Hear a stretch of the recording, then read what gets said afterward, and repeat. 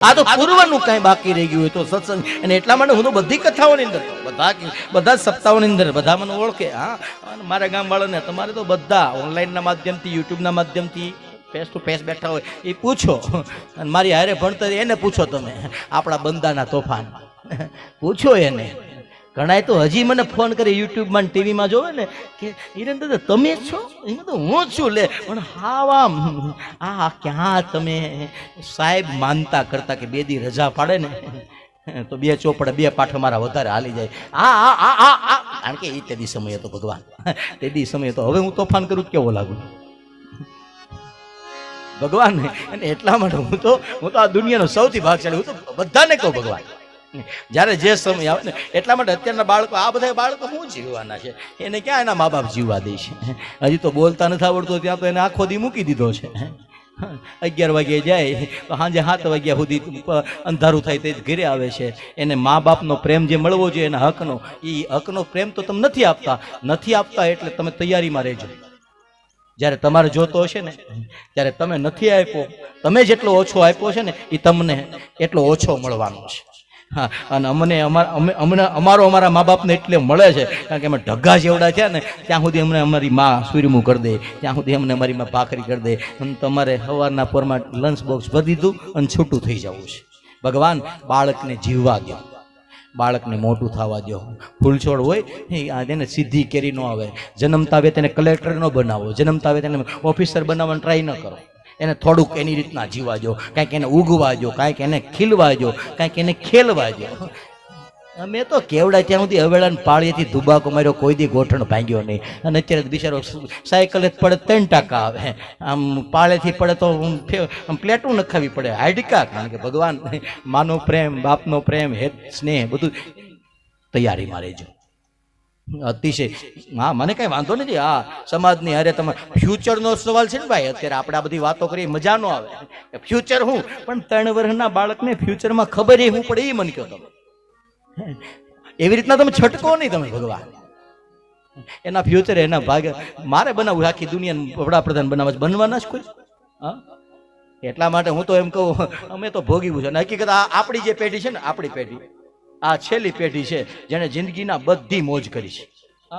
જિંદગીની બધી મોજ. આ ડેમ બંધાવી 3 ગામના તરભેટે, ગારો એટલો ચૂછો છે અને ગારાના રમકડે એટલા બન્યા છે. બોરડીના ઝાડામાં હાથ નાખીને બોર ખાધા છે અને પાડી ઉપર બેહીને ભેહું ચારી છે. અત્યારે ભેહું હામી મળે તરી જાય, અમે એની ઉપર બેહીને ચારવા જતા. જો અમારો ઓલો સતીશ બેઠો, પૂછો અમારા દિલ્હીઓ બેઠો, પૂછો એને. અમે ભેહું ખડખાય તો આપણે ઉપર બેહાય, નીચે ગારાવાળા પગ થાય ભાઈ. હા, એટલે આ બધી ભૂલાતી નથી એ સુખી જિંદગી ને, સુખી જિંદગી ને ભૂલાતી નથી. સુખી જિંદગી ને, સુખી જિંદગી.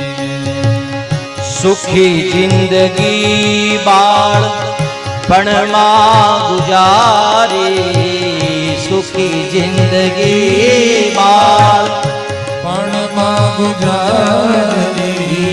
જવાનીએ કીધી દુખી જિંદગી ને, સુખી જિંદગી. ઓ જવાનીએ કીધી દુખી જિંદગી ને, સુખી.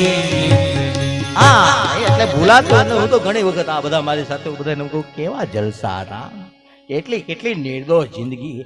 પેન્ટનું ગોઠણેથી ફાટી ગયેલું હોય કોઈ દી જોયું જ નહોતું કે આપણું પેન્ટ ફાટી ગયેલું છે.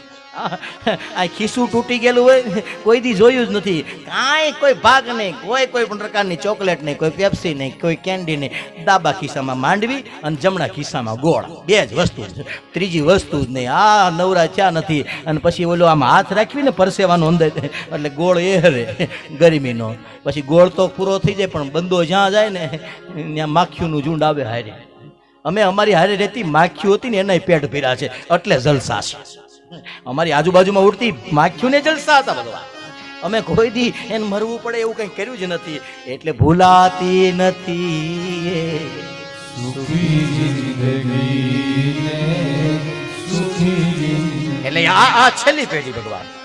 હવેના બાળકોનું બચપણ છે જ નહીં ભગવાન. એટલે હું હસતા હસતા ઘણી વખત કહું કે અમે કોણ? એ તો અમે સ્કૂલના વિદ્યાર્થી નથી, અમે નિહાળમાં ભણેલા છે. હા, અમને ટીચર ને સર નહોતા ભણાવતા, અમને માસ્તર ને બેન ભણાવતા હતા.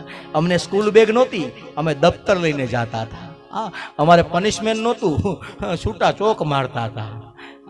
અમને હોમવર્ક ન આપતા, અમને અમારા સાહેબ લેશન આપતા હતા. હા, અને અમે જ્યારે સ્કૂલે જતા ત્યારે સ્કૂલની અંદર પીરિયડ ન આવતા, 7-8 કલાક પાકા હતા. અને અમને અમારી બેન, અમારું માસ્તર, અમારા સર કોઈ એમ ટાર્ગેટ ન આપતા, કેટલા માર્ક કેટલા ગુણ. બેટા અહીં ઉપાધિ નહીં કરતા, ખબર આવજો, 1 વાગ્યા સુધી અહીં રહેજો, 5 કલાક ખાલી માં સરસ્વતીના ફોટા સામે બેહજો, તોય તમારું કામ આવડ્યા કરી દેશે. માં છે એ જગતનું પોષણ કરે, તમારે કંઈ કરવાનું નથી. તમારા ભાગ્યમાં કાંઈ હશે કે જે કાંઈ હશે, બહુ મહેનત કૃપા, ભગવાન કૃપા વિના સુખી ન થવાય. મહેનત ગૌઠાએ ઓછી કરી કાંઈ? હા, કોહ ક્યાં બેઠા બાજુવાળાને પૂછો, કુવાડા લઈને રાંગું કાપીને વાયડું કાપીને આ બધું કર્યું તોય જે સુખની પ્રાપ્તિ નહોતી કરી, એ એના છોકરાઓ 15 વર્ષમાં 20 વર્ષમાં ભોગવી લીધા. શા માટે? ભગવાન સુખી થવા માટે મહેનતથી કાંઈ સુખી થવાતું નથી. ઈશ્વરની કૃપા થાય, દ્વારિકાવાળાની દયા થાય, તેથી 2 પાંદડે થાવ, તેથી તમે સુખી થાવ. હા, પાંડ રડે તેથી તો માણ પેટ ભરાય. પાંડ રડે બીજું કાંઈ ન થાય, પણ આ નિષ્ઠા હતી, પ્રેમ હતો, પવિત્રતા, અને એટલા માટે બાળપણ હતું. એ બાળપણ